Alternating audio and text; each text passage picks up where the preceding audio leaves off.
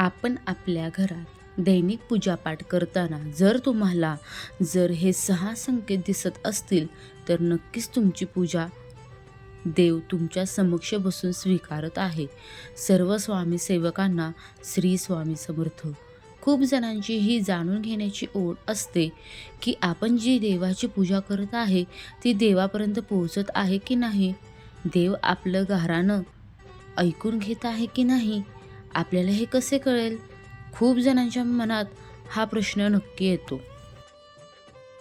पण स्वामी सांगतात की देव आपली पूजा स्वीकारतो की नाही हे आपल्याला काही संकेताने कळत असते, पण आपण त्या संकेताला जाणून घेत नाही किंवा त्याबद्दल अज्ञ असतो, म्हणून आपल्याला ते संकेत कळत नाही.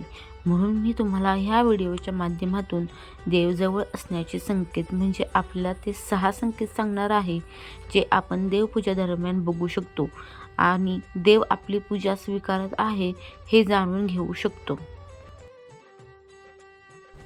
1. सकारात्मकता आणि प्रसन्नता. आपण सर्वजण देवपूजा करताना सगळ्यात आधी धूप किंवा अगरबत्ती लावतो. इथेच देव आपल्याला सगळ्यात पहिला संकेत देतो. यावर आपण लक्ष दिलं पाहिजे. जेव्हा आपण देवपूजा दरम्यान धूप किंवा अगरबत्ती लावतो त्यावेळेस त्याचा धूर संपूर्ण घरात पसरतो. धूप किंवा अगरबत्तीचा धूर सगळ्या घरात पसरल्यानंतर अचानक आपला अष्टसात्विक भाव जागृत होऊन आपल्याला सकारात्मक आणि प्रसन्न वाटू लागते. हाच ईश्वरी अस्तित्वाचा पहिला अनुभव आहे.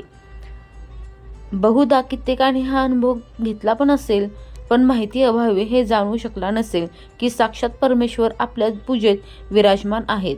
हे आहे पहिलं देव जवळ असण्याचं संकेत. पूजा करत असताना दारात आलेला भिक्षुकरी. आपण आपल्या घरी देवालयात देवपूजा करत असताना किंवा नुकतीच आपण देवपूजा आटोपून असताना जर आपल्या दारात कोणी याचक, भिक्षुकरी किंवा लहान बाळ जरी आले तरी समजावे आपल्या दारात साक्षात भगवंत आलेले आहेत. येणाऱ्या याचकाला अथवा भिक्षुकरी अथवा लहान बाळ जरी असले तरी त्याला रिकाम्या हाती जाऊ देऊ नये. त्याला काही ना काही खायला किंवा दक्षिणा म्हणून दान द्यावे. तसे पण आपण आपल्या शास्त्रानुसार दान केल्याने आपल्या धनात कधी कमी येत नाही तर नेहमी वाढच होते. पूजेदरम्यान भुकेलेल्या व्यक्तीला अन्न देणे भगवंतांना प्रसन्न करण्याचा खूप चांगला मार्ग आहे. हे आहे दुसरे देव जवळ असण्याचे संकेत.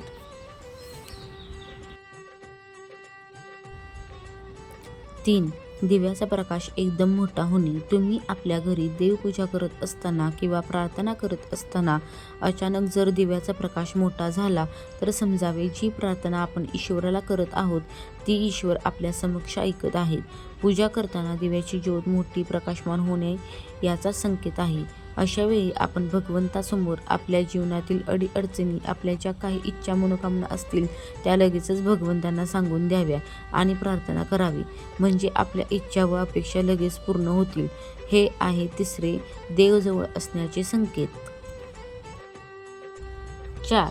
ईश्वराची प्रतिमा दिसणे. आपल्या देवघरात देवपूजा करत असताना आपण धूप आणि अगरबत्ती लावतो. जेव्हा आपण धूप किंवा अगरबत्ती लावतो त्या धुरात ईश्वराची प्रतिमा किंवा शुभचिन्ह जर आपल्याला दिसत असेल तर समजावे आपल्या पूजेदरम्यान ईश्वर आपल्या समक्ष आहेत आणि आपल्या पूजेवर प्रसन्न आहेत आणि लवकरच आपल्या जीवनातील अडीअडचणी व संकटे दूर होणार आहेत. हे आहे देवजवळ असण्याचे 4 संकेत. 5. पूजा करताना अतिथी आगमन. आपल्या शास्त्रानुसार अतिथी हे साक्षात देवाचे रूप मानले जाते. आपण देवपूजा करत आहोत आणि अशा वेळी मध्येच पाहुणे जर घरी आले तर त्यांना आपण ईश्वर मानून यथासांग आदरातिथ्य करावे. आपल्या घरी आलेल्या पाहुण्यांची चुकूनही अपमान करू नये, त्यांचं मन दुखावू नये. आलेल्या पाहुण्यांचा योग्य प्रकारे आदर सत्कार करावा. हे आहे 5वे देवजवळ असण्याचे संकेत. 6. देवावर ठेवलेले फूल खाली पडणे.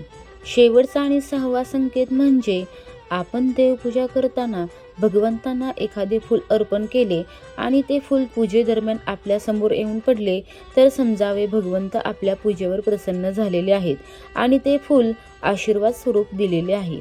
या प्रकारे हा संकेत मिळतो की भगवंताच्या कृपेमुळे आपल्या जीवनातील अडचणी नष्ट होतील आणि भगवंताच्या आशीर्वादामुळे आपल्या सर्व इच्छा व मनोकामना पूर्ण होतील.